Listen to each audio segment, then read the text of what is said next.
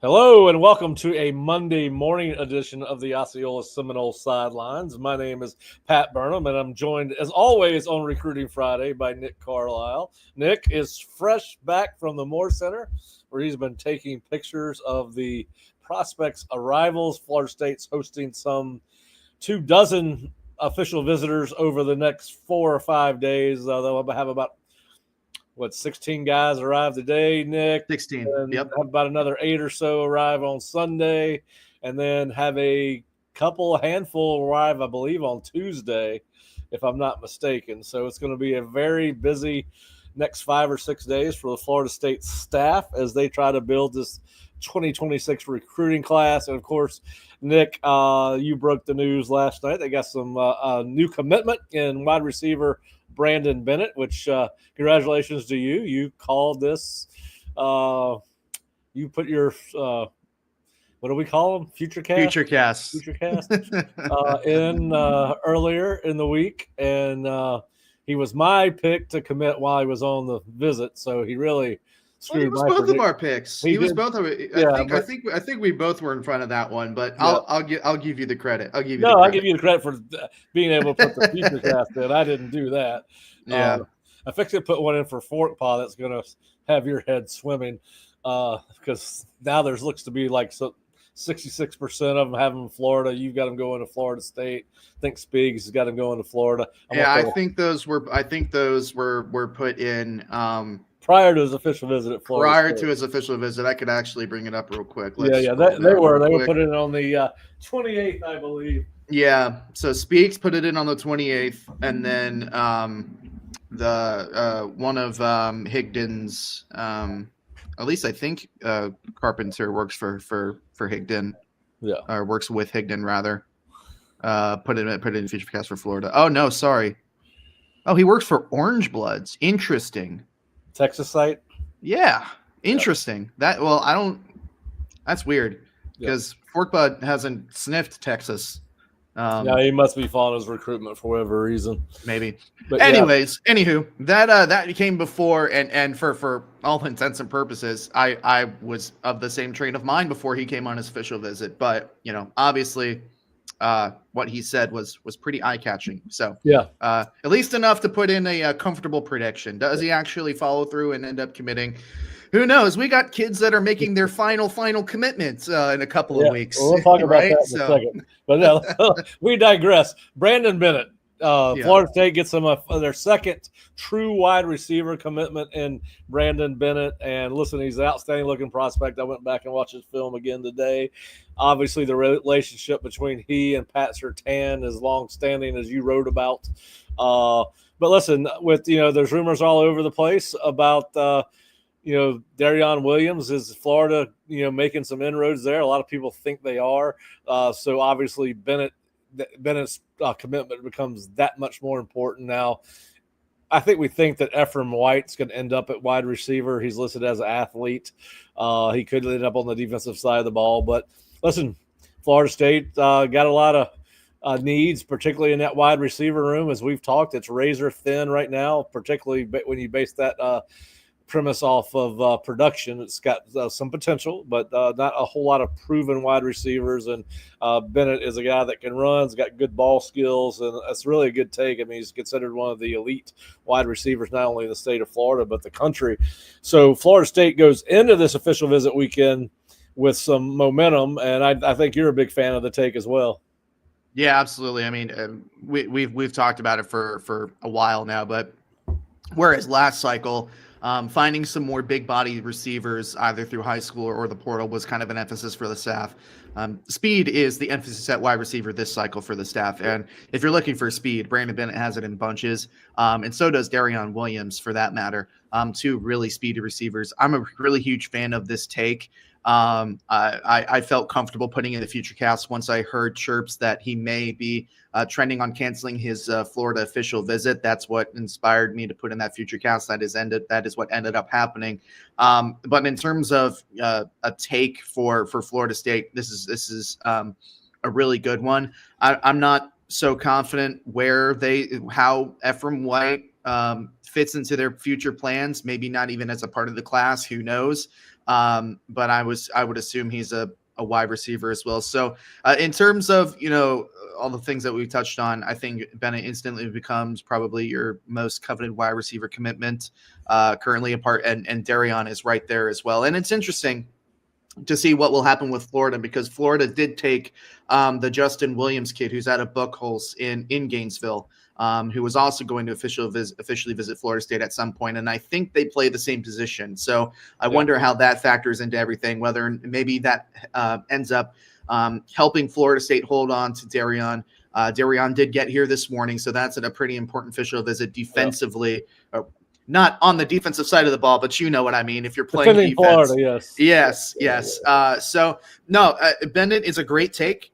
Certainly some good momentum on the trail. He is just what the doctor ordered in terms of what they're looking for. In terms of adding to, as you mentioned, a pretty thin wide receiver room at the moment. Yeah.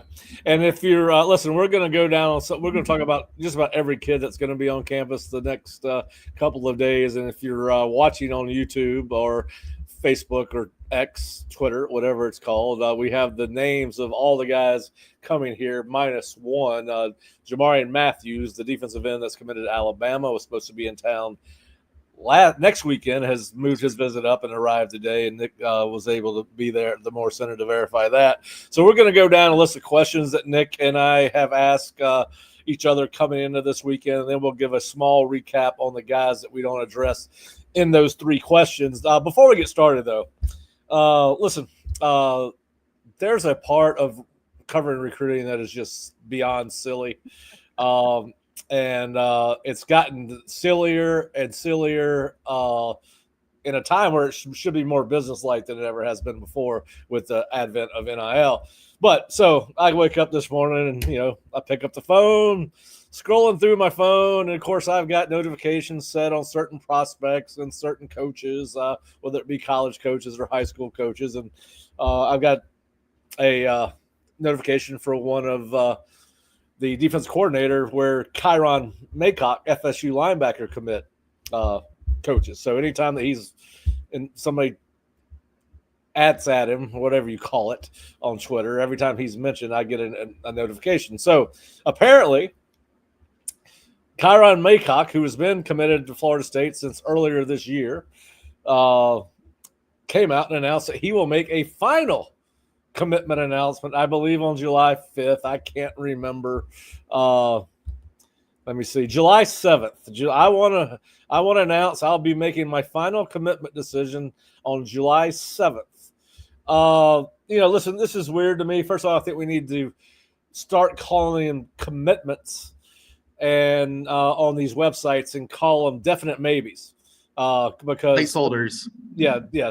Definite maybes, because these kids are not committed. I don't know if there was a time in recruiting where kids were really committed, but certainly, and some commitments are certainly more concrete than others. Like, we don't think Ionata is going anywhere, but clearly, I think there's something going on with Kyron Maycock's recruitment if he is going to have to make another commitment, because now we get all these pre-visit commitment announcements.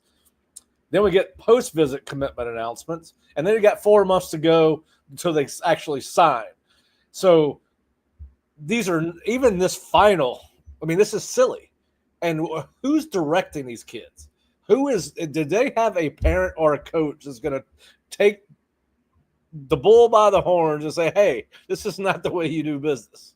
But anyway, I'm not going to get off on a tangent necessarily, just to say that recruiting is sometimes, and more oftentimes than not, it's a circus. It's a sideshow. This is the kind of thing that does that. I don't think there's any doubt that this kid's leaving Florida State if he's got to make another commitment announcement.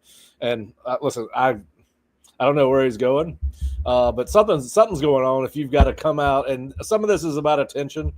And he's a hell of a football player. Florida State needs him. Whoever gets him is getting a really good linebacker. But some of this recruiting stuff has just gotten so out of hand and so silly. And, listen, let's teach the kids, these prospects, what the definition of commitment or let's change the title to something else, which should be definite maybe. I'm a definite maybe to go to FSU.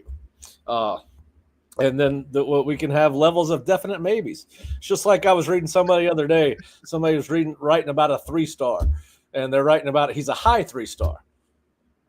Well, I don't know what a high 3-star is. I've worked in the recruiting industry for a while now. A 3-star is a 3-star, 4 stars a 4-star, 5 stars a 5-star. And most people that are ranking guys 3 and 4 stars don't know what the difference between a 3 and 4 star. So anyway, that's my tangent for today, Nick. I got it off my chest.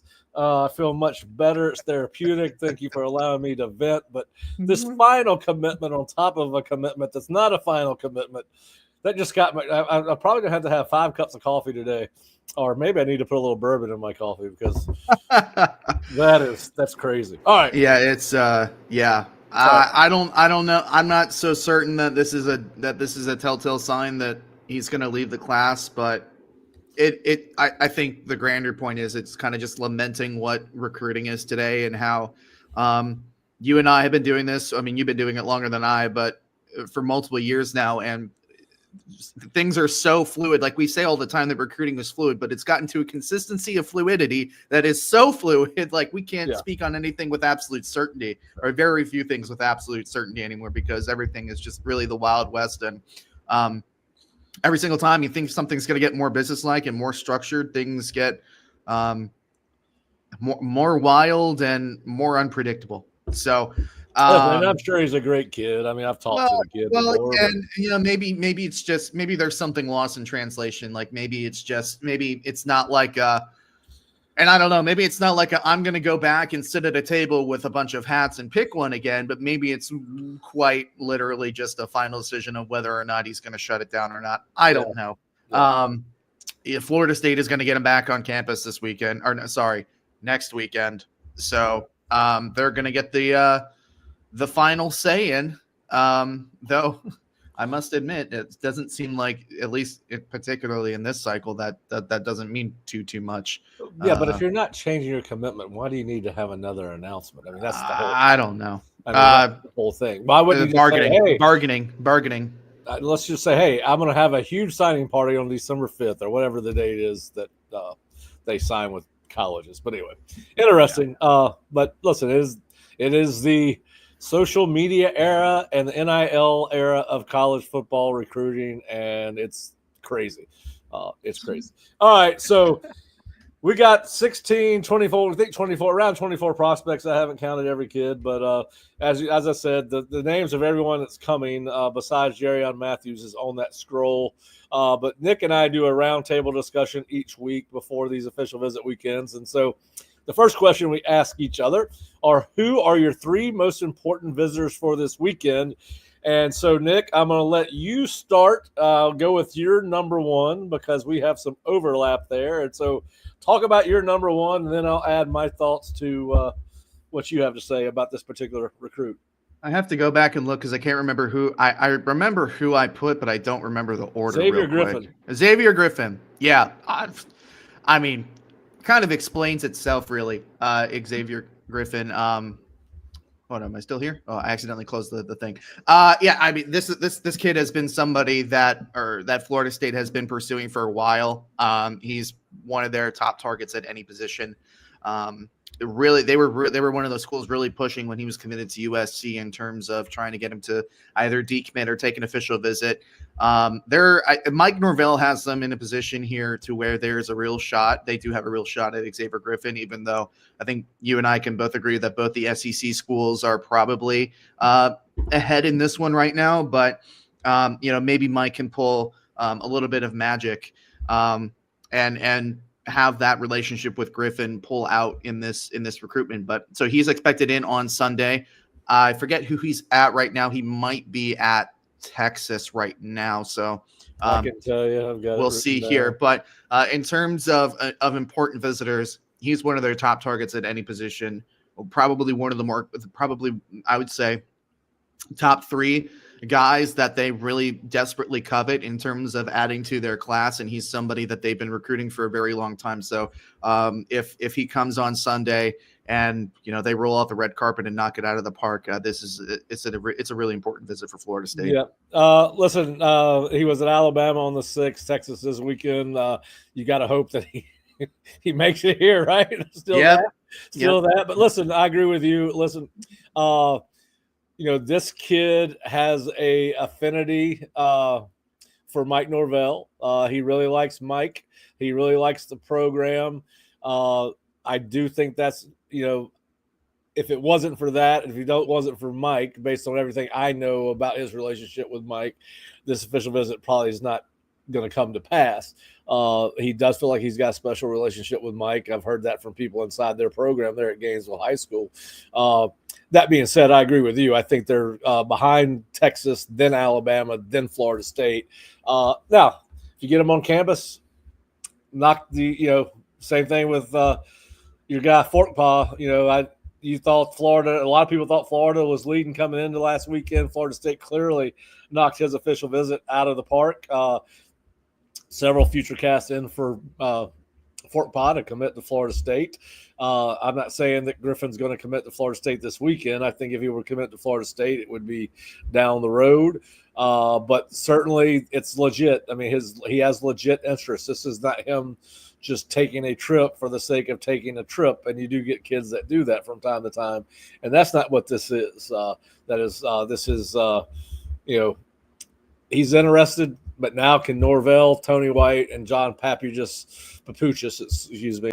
close the gap this weekend in an effort to land him in December. And let me go with our little asterisks and our given in our formula. I do think that some of Florida State's success in getting a kid like Griffin will have something to do with how they look on the field this football season.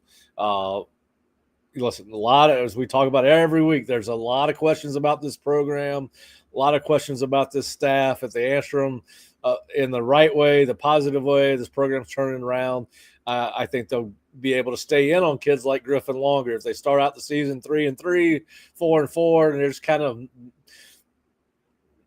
just kind of floundering around and not really showing great improvement from last season, then they're probably out on him and several other kids. But I agree with you. I think they've got a shot coming in, and I think that says a lot given the nature of who's recruiting him and the success those programs are having compared to what Florida State had last year. So Xavier Griffin, you got him as number one, your most important kid. I got him as number 2. So we'll move to my number 1, and that is wide receiver Darian Williams, who is committed to Florida State. When I wrote this, he was the only true wide receiver committed to the 2026 class, although Ephraim Wright could end up at wide receiver once he gets to campus, if he gets to campus. Listen, I think this is one, Nick. Their rumors have been around his recruitment forever, have been this is a Florida State battle. I think there's a lot of talk about can Mike Norvell and his staff close out a really good class. There's questions about this staff's ability to recruit. I think this is a big one just because, Nick, it's your biggest in-state rival. The kid's been committed to you for well over a year now. Can you close him out? So I think just from that standpoint alone, given the dynamics and optics and everything that's around this program right now, on and off the field, I think this is huge that they knock it out of the park with Williams, secure that commitment to whatever level you can secure a commitment in June, knowing that there's still 4 months to go and a lot of work to do on the field for Florida State and Florida. Florida's got to keep it going too. Our kids will lose interest in them as well. So I got Darian Williams as number 1. Yeah, it's interesting. That's interesting that you have that. I think there's a really good opportunity, and I think this is the key selling point here for Darian. This is an opportunity for Gus to really sell Darian on the offense, because when he was here in the spring, I got the overwhelming sense that he was a little bit shaky on the offense and what that would look like with Gus and how he would be used in the offense. And I think that really kind of spurred some momentum for Florida, who was already pushing for him prior to that. So Florida State and Florida had been neck and neck through pretty much ever since the end of April. And I think, the offense and Gus and Mike have a really good chance to really sit down with Darion this weekend and say, I know you have reservations about everything. Here's exactly what this is going to look like. Here's exactly how we're going to use you, and really use that as an opportunity to smooth things over isn't the right word, right. But what is the right word? Now I'm blanking on it. To encourage and it's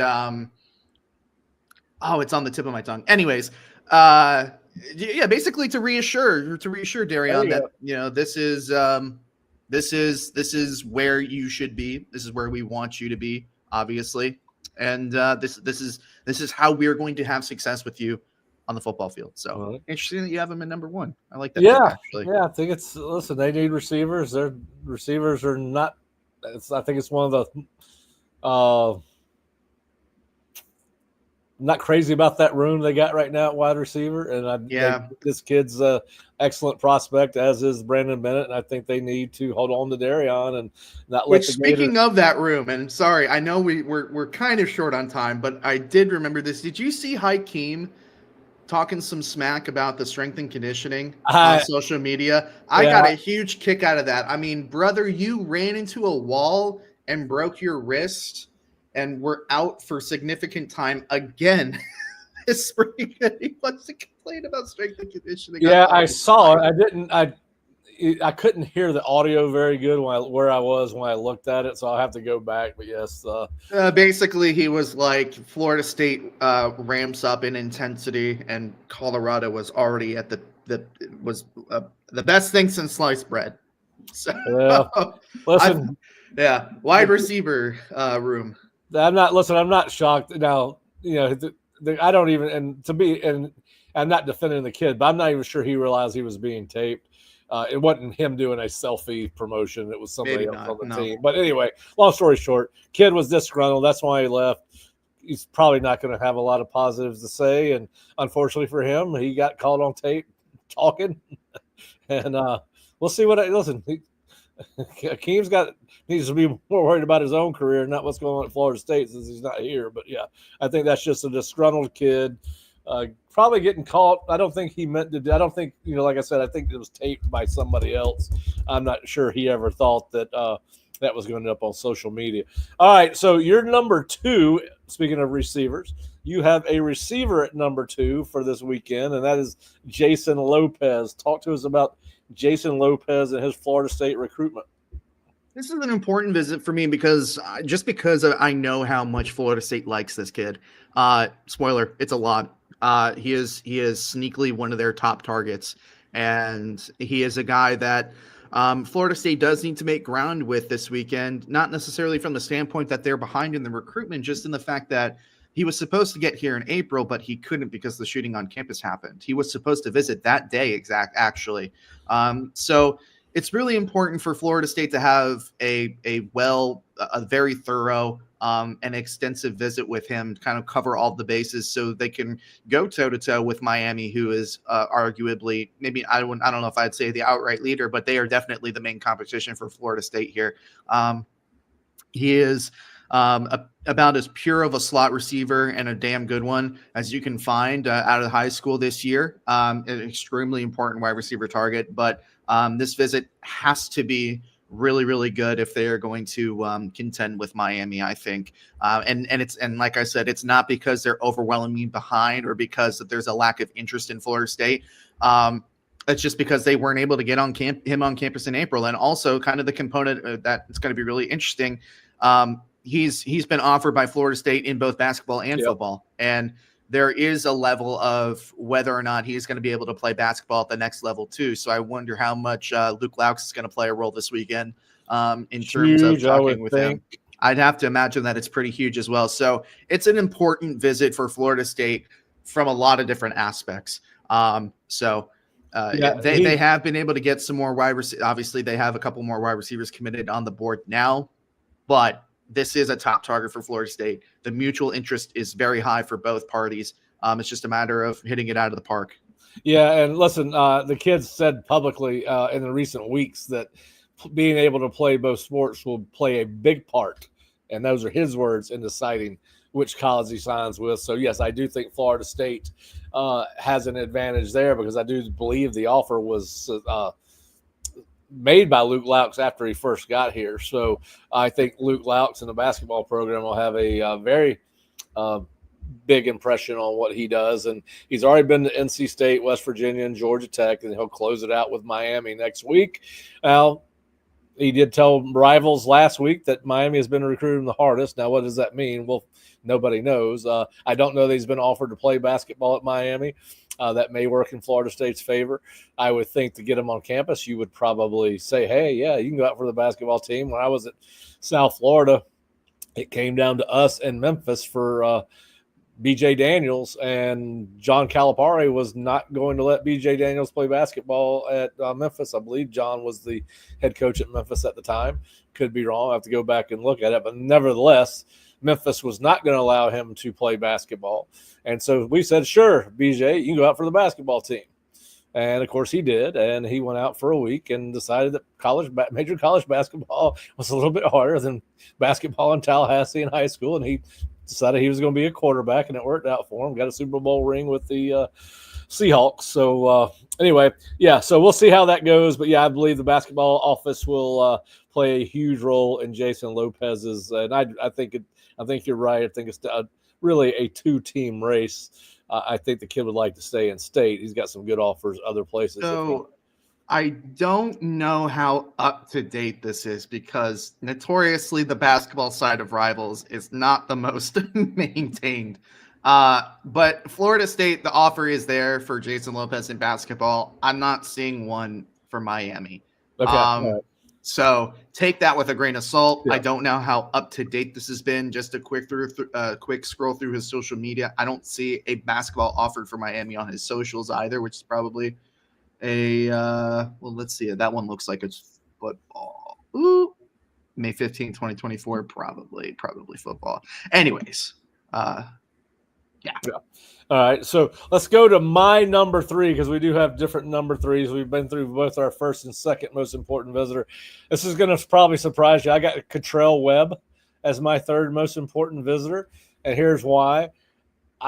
Florida State needs a true edge / defensive end. I know that we listed Whitley Cadeau as a defensive end, but he's more of a defensive. He'll be used more as a defensive tackle in the 3-3-5 defense, and I think people are getting way too stuck thinking that they're only going to use a 3-man front. They're going to use 4-man fronts. They're going to use 5-man fronts. Some of these guys are going to be defensive end in title only. Their position and their responsibilities are going to be that of a defensive tackle, and that's what Whitley Cadeau is. He is a defensive tackle, and he's going to be a 5 technique, 3 technique. He's not going to be your true 7 technique, 9 technique defensive end. So if people think that's what they're getting, they're not. That's not what they're getting in him. And I've had a back and forth with one of our subscribers on the board about that. So either one of us doesn't understand what we're talking about. It could be me. Who knows? But I don't think that's the case. So anyway, Cottrell Webb, because you got Xavion Griffin coming in next week, maybe, who's committed to North Carolina. You got his brother who's committed to North Carolina. I think those visits are off. I think those visits are off. But I think that makes your case in point about Cottrell Webb even stronger then. Yeah, so they don't have a true end, true defensive end body committed to this class. And listen, his recruiting's kind of gone under the radar. I mean, you don't hear the kid's name a lot, even with what we got, even with our coverage, he's not a kid that's very visible. He's been to Stanford, Indiana, Purdue, and Mississippi State. Are supposed to go to Mississippi State. I think that visit might have been canceled. But long story short, I put the wrong date on there, one of the two. But anyway, 6'3", 235. He was on campus in January. I just think because of where they are on their board, this would be a great kid to get a commitment from. And you should be able to beat Stanford, Indiana, Purdue, and Mississippi State for this kid. So I got Cottrell Webb at number 3 for me. Who is your number 3? I got Chuck Kennan at number 3, or Chauncey Kennan for those who are unfamiliar with his nickname. So I think it's really important for Chuck to have a good visit this weekend. Part of this maybe is a little bit of a reaction from Caden Hall committing to Florida. But you have a couple of safeties in this class already with Tadarius and Sean Johnson, who are both here this weekend. I know some people think that Trey Bell is going to wind up at box safety. I think he's going to wind up more at nickel. He's definitely not 6'1". I think he's closer to 5'11", 6 foot. And he has more of a nickel type game to me, but who knows what that is in this defense. Yep. Chuck Kennan is probably the best boundary corner that you have left on the board at this point. And he is a guy that has publicly grown up a Florida State fan. He's, dream school, all that type of stuff. And Florida State probably more than likely led for Kennan at one point, but now you have a bunch of SEC programs that are also in contention. I think it's really important, not only optically, but for the health of your class, that you have a really good weekend with Chuck this weekend, and maybe even see if you can get him to commit this weekend as well before he goes on a final official visit, which I can't remember where that is. It might be LSU. I know he's got a set commitment date. It is LSU on June 20th. And I think he has a set commitment date for maybe June 7th, June 5th, somewhere around there. July 6th. July 6th. So, but he has said multiple times, I've been to Florida State so long, or so many times. It's about how I feel. I think he might have told Matt this with On 3, because he was actually here for the 7-on-7 on Wednesday. So he's been here up on campus quite a lot in the past week. But it's a matter of, how do you feel when you put on the uniform? How does it feel right in that moment? I think it's really important for Florida State to have a good weekend this weekend with Chuck. Lock this one down, not only for the optics of, hey, you've closed on a guy that's in your area that you have at one point led for, but also he is probably the best boundary corner left on your board. And I'm talking pure outside corner. I can't, maybe CJ Brownell is there up there too, but yeah.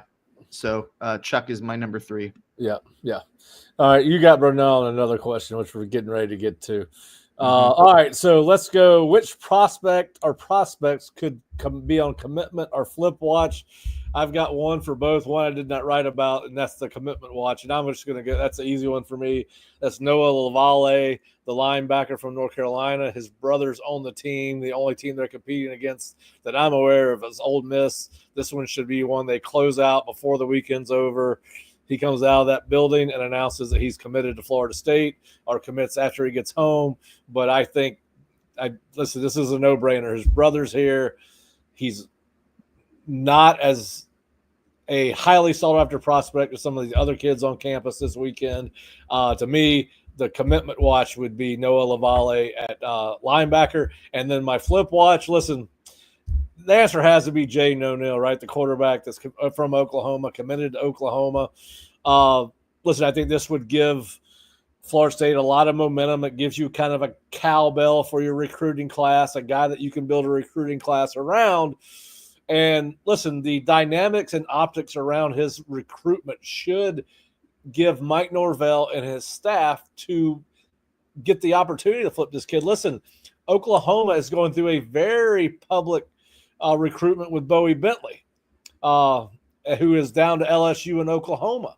The dynamics, that surrounding this, give Mike and Gus and Tony Tokart an opportunity to send this kid a message. Listen, this kid can't be feeling the warm and fuzzies from Oklahoma right now, right?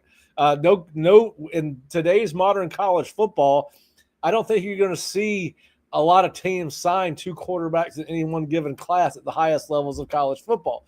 Not with the portal, not with NIL, a lot of different reasons for it. The days of Brad Johnson and Casey Weldon and Chip Ferguson and Peter Tom Willis signing in the same class have been gone for a long time.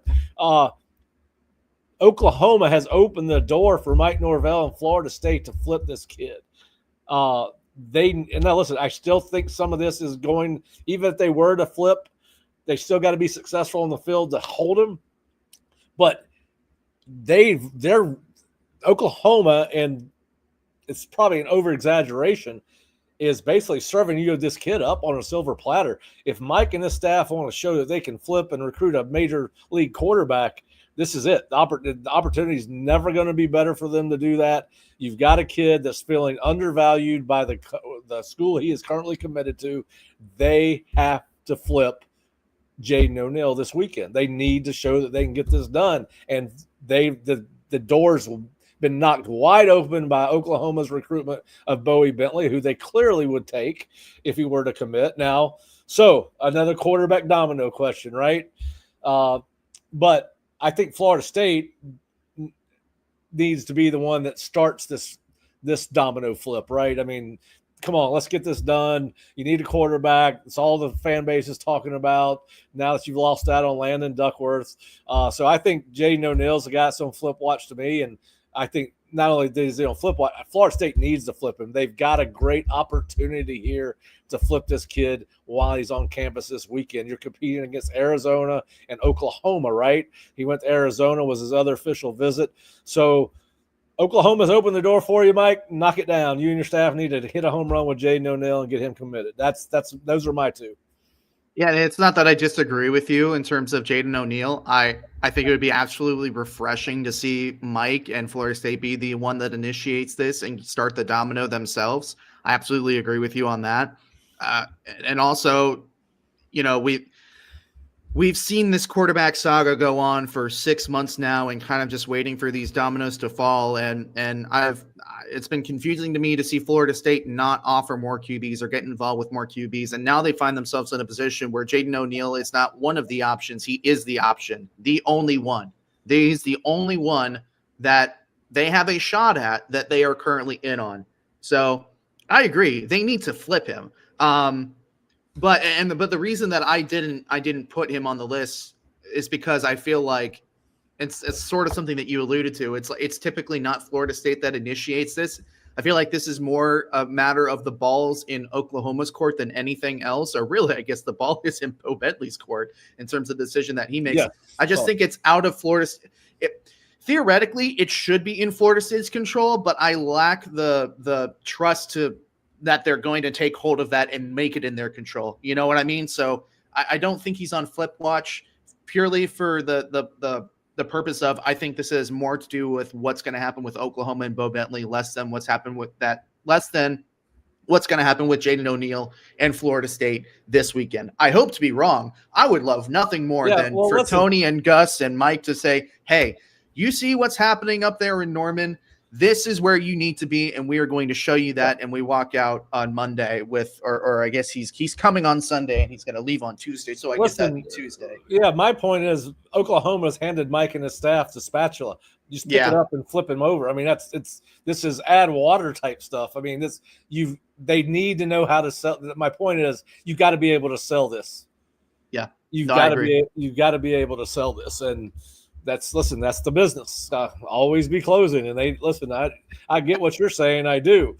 But they are in a perfect position to flip this kid on his visit, and they need to do it. Now, you don't hold on to him if you don't win during the season. I do agree with that.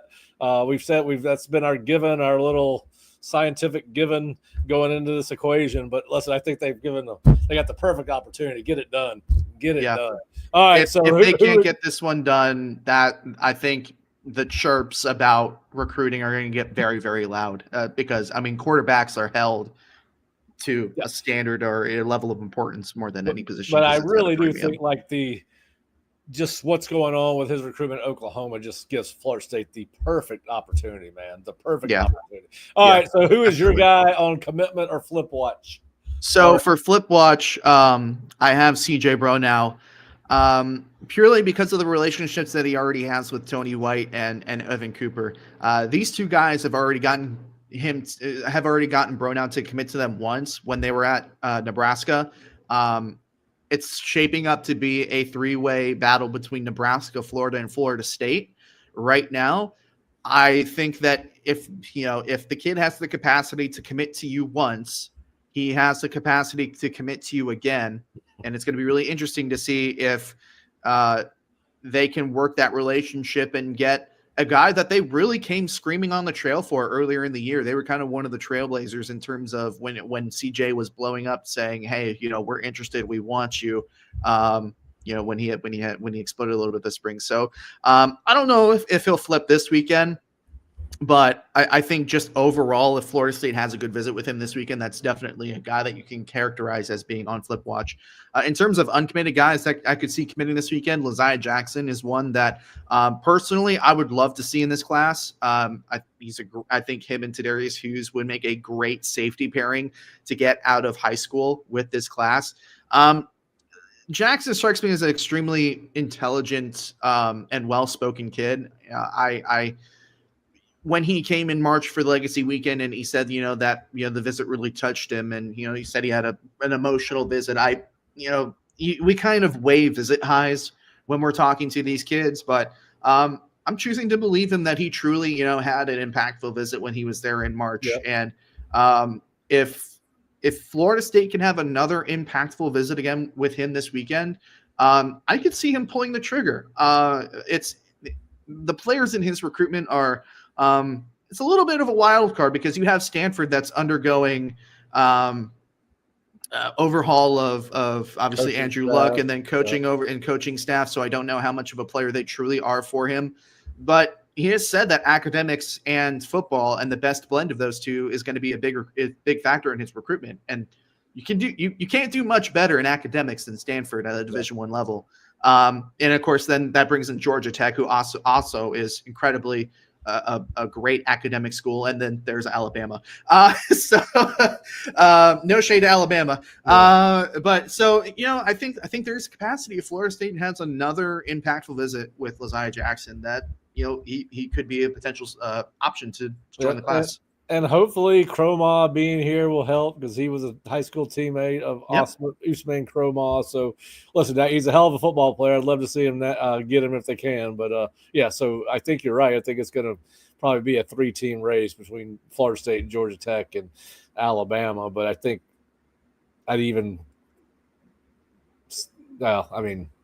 my thoughts are it's probably Florida State and Alabama and then Georgia Tech. But, I could see him committing this weekend for sure, or Florida State getting a commitment out of him at some point. All right, so which prospect or prospects is it crucial FSU makes up ground with this weekend?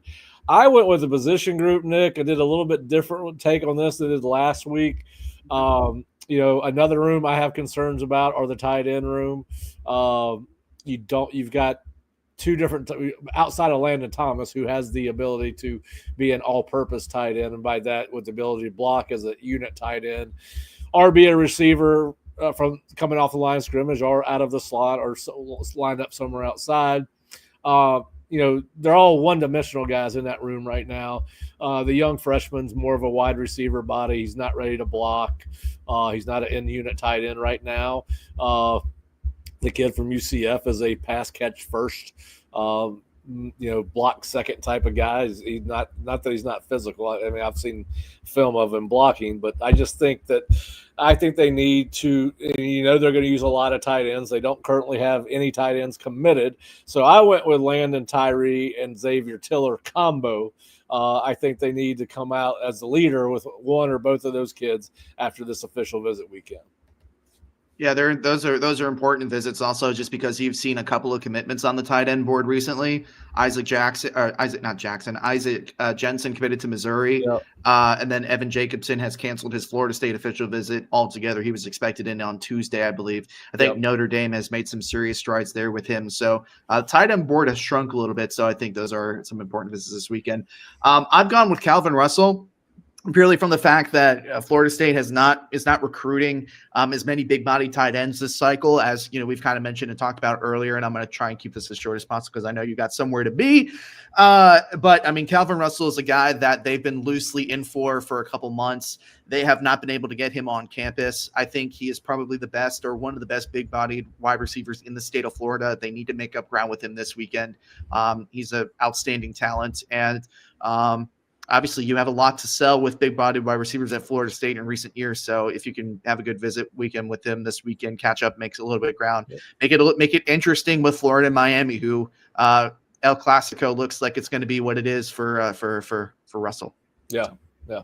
Well, listen, those are the most important the visitors that we think are the kids, based on the questions that we did for our roundtable. Now, if you want a comprehensive look at the entire weekend, you can go to theosceola.com or floridastate.rivals.com. We just publish our official visit weekend for June 13th weekend, among other things, and we'll run through them quickly. DB commit Sean Johnson is here this weekend. We mentioned Darion Williams. Safety commit Tadarius Hughes is here. He's got an official visit next weekend at Syracuse, who's recruiting well, so they really need to do good with that one, Nick. Darrell Bell, the third commitment, is here this weekend. I know Alabama was trying to get in there at one point. I know he's visited Alabama, but he is here this weekend. We've mentioned Lavallee, a kid we did not mention a lot, and I do want you to talk about him, Nick, because I don't know much about him, and I know you did all the back work on this. But Tico Crittenden Jr., the 300-pound defensive tackle, Rivals top 250 kid, has been to Texas Tech, so he got offered a lot of money. Georgia, and then he's got Tennessee coming on June 20th. What do we need to know about Tico? Yeah, this one's a little bit hard to read. Kind of been doing my research for this. He's got a top 4 of South Carolina, Tennessee, Georgia, and Florida State. But some of the older or more recent Rivals intel also has Auburn in the mix as well. Kind of my take on this is that this is another Georgia defensive tackle prospect that Georgia is leading for, that Florida State is kind of scrambling to make up ground with. I don't believe he's been on campus before, but he is a highly ranked, or considered to be a highly ranked prospect. He's number 164 in the country in the Rivals top 250. So I think that, Florida, this is another prospect that Florida State needs to make up some ground with this weekend. Let's see what they can do. Right now, I think Georgia's probably in the lead at this one, but who Florida State would be contending with, maybe there's a little bit of an opening there. Yeah. Well, I can't. Now, was he the bus guy out of this group? Did you see him? I don't know if I did see him. I don't know if I consider him a bus guy, though. I don't know if there was a bus guy. It's a lot of special teams, or not special teams, but position players this week. Not too many big guys. All right, so one of those big guys, though, was Darron Parks, the 4-star offensive guard from Cardinal Mooney in Sarasota. He's been to Auburn, Rutgers, Kentucky, and has Ohio State next. He's been pretty wide open. The one thing I think Florida State has going for it is he was offered by Herb Hand when Herb was at UCF for coaching with Gus there. So they've known each other a long time. So I do think that state helps Florida State with Darron Parks. Listen, it's hard to get him. He's for a 4-star lineman that's rated the 213th best prospect in the country. It's kind of quiet for him. And of course, that's good. Offensive linemen are generally quiet in how they handle their business. But I think it'll be interesting to see if they can close that one out. I know he really likes Eric Wolford, the offensive line coach at Kentucky. And we'll see how Ohio State does on their official visit if he ends up there. But so Darron Parks, that's another big one from Florida State. Tank Carrington, this one did surprise me. I don't remember that he was coming, or he was a late ad. He was a late ad a couple days ago. Right. So what do we need to know about Tank? I know you've got this one covered. Trying to keep things short. This is a very interesting visit. We actually saw him at the Rivals 5-star last year. So this is a kid that used to be a top 10 prospect in the country, and now he is, I don't know, he's been dropped quite heavily in the rankings to a 3-star. Now rankings are rankings, but doing a little research, he started at high school in Maryland, then went out to Las Vegas. Now he's in California. He's switched high school multiple times. I did not hear flattering things about him from the people that I talked to, but who knows? Who knows where this goes? He does have an official visit at the Nebraska next week. He's seeing a little bit of a reset in his recruitment. Let's see where things stand. Florida State is certainly not beggars can't be choosers for defensive tackle prospects for Florida State right now. So if you got a guy that maybe feels a little bit overlooked, or that you can get at a I don't want to say a cheaper price, but get while a lot of other of the top programs in the country have dropped him off the board, why not? Kick the tires. Yeah. All right, so we'll finish up with these 3 guys because they're expected on Sunday, and I think Florida State is a long shot for all of them. You got running back Derek Cooper in here. He's been to Miami, Alabama, Georgia. going to Georgia. I think it's June. I think maybe he's going to Georgia next weekend. No, he's going to Georgia this weekend, and then he's going to get here on Sunday. That's right. He's coming here. So hopefully, that's right. Hopefully he gets here because John Garcia of the Rivals says this might be his last official visit. So we'll see if Derek ends up here. But that's right. He is here June. He's coming on Sunday. I got to – mine's not triggering right today. Then he's supposedly going to Penn State and Ohio State. So you already got Amara. You feel really good about the two running backs that were on campus last week, particularly Carson Baker. I think even if Derek is at the top of Florida State's board, he's Florida State's down further on his board than Carson Baker and some other guys. So I think that's a long shot. Madden Williams supposed to be here. I can't. And he was at a UCLA passing camp earlier this week, and they've gotten involved now. Colorado's trying to get an official visit. He's committed to Texas A&M. Washington, he had a great official visit there. I just don't think you're going to get that kid all the way across the country. No, it's a long shot for sure. Then Xavier Crowell, the running back from Jackson, Alabama, the teammate of Landon Duckworth. He's been to Georgia, been to Texas, going to be coming to Tallahassee from Auburn, which he's there today. And then Alabama, it really looks like Alabama's the leader here, and I'm not really sure that it's close, although Reverend Hugh may have something in the pews for him this weekend to take home with him. So we'll see how that goes. But what are your thoughts on Crowell? Yeah, I mean, this is remember, this is a guy that actually reclassified into the 2026 class. To me, this is one of those kids that he's from Alabama. He's going to go to a school in Alabama. There's not much that Florida State is going to be able to do to change his mind. In my opinion, this is a long shot of all long shots. He hasn't been on campus in very, very long time. So I would not be surprised if we found out that he wasn't going to make his visit this weekend, but we'll see. A couple more days to go. I'm with you on that. All right. Well, listen, that is your official visit weekend preview for June 13th.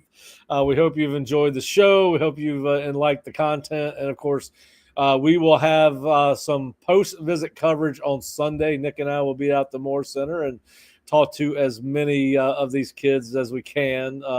Of course, and we hope that all you fathers out there have a great Father's Day. And we don't know how. Hopefully, you'll have a great Sunday. And I want to say Happy Father's Day to my father, who may or may not be watching. Sometimes he does. Sometimes he doesn't. He doesn't enjoy the recruiting shows as much as he enjoys us talking about football. So sometimes he'll. I get it. So anyway, but yeah, so if you're not an Osceola subscriber, please go to the Osceola YouTube channel and hit the subscribe button before you leave. Notification button so you know when we're doing these things live or taped.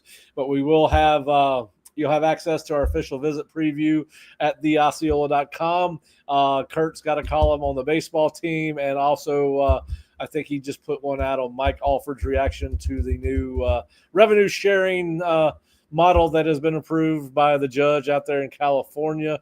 What he thinks about that's there. And then, of course, on Sunday, we will have a live thread going. We'll be out there for several hours trying to see if we can talk to some of these kids. So Sunday morning, we'll have the live thread up probably around 10 or 11 and have some post-visit interviews on YouTube video. And then we'll obviously spend the part of next week putting those in written form, and obviously be back Monday for another Seminole Sidelines to talk about what we learned from these kids. So I want to thank you for joining us, Nick. Appreciate it as always. How did your boys do last night, by the way? And the show. We're not talking about it. I don't know. I didn't watch the hockey. I just the game. We blew it. We were did not know. All right. We were up 3-0 at the end of the first period, and they came all the way back to take the lead in the third. We had to score with 17 seconds left to force overtime, and then we lost in overtime. Damn, they play a lot of free hockey in this series. So it's 2-2 now? Yeah, it's 2-2. I was having a great day until I got reminded about that. Thanks. So they got one more game in Miami, then go back to Edmonton, or they go back to Edmonton now? No, they go back to Edmonton for tomorrow's game. Then they come back to Sunrise, and then it's back to Edmonton for Game 7, which at this point, so it's 2-2, if we don't go Game 7, that'll be a shame. Yeah. Well, hey, at least it's entertaining, if nothing else. Yeah, if you're neutral. Well, listen, they weren't going to sweep them. I'm losing sleep and hair and sanity. Well, you'll be okay. You'll be okay. I have faith in you. So the next game is what, Sunday? Saturday, tomorrow. Saturday, okay. Yeah. All right, because I thought they were taking 3-day breaks between games because of the distance. The way they've done it has been so weird. They put extra days in between game 3 and 4 in Sunrise, and now that they're traveling all the way to Edmonton, they've only got 1 day off. So I don't know. Hopefully, get some sleep on the plane. Yeah. Well, are you watching any of the U.S. Open? It's been brutal. Kids, that course is destroying them. Brooks Koepka had a pretty good day yesterday. I don't know how his day started today. I think he's a morning guy today because I think it was the afternoon guy yesterday. I didn't see Berger. I didn't see any of him. I don't even know if he's at the tournament, to be honest with you. But anyway, so you got some Florida State sports going on this weekend with the U.S. Open golf. And you got any favorites in the baseball tournament, the College World Series? I mean, I've got my Murray State Racer T-shirt ordered. I'm ready to go. I'm going for the upset of all upsets: Murray State over Arkansas in the College World Series. You know what? I'll ride the Chanticleer bandwagon. Give me Coastal. I'll take Coastal, especially because they called out Sully. I'll take that. Yeah, I'd be happy with Coastal. I want to see an underdog win. I'm here for the underdog at the College World Series. All right, Nick. Have a good Friday night, and I will see you on Sunday out at the Moore Center, and we will hang out with the boys and chit-chat and wait on these kids to come out and talk about their official visits. But anyway, thanks for joining us, everybody. We will see you on Monday on the Osceola Seminole Sidelines.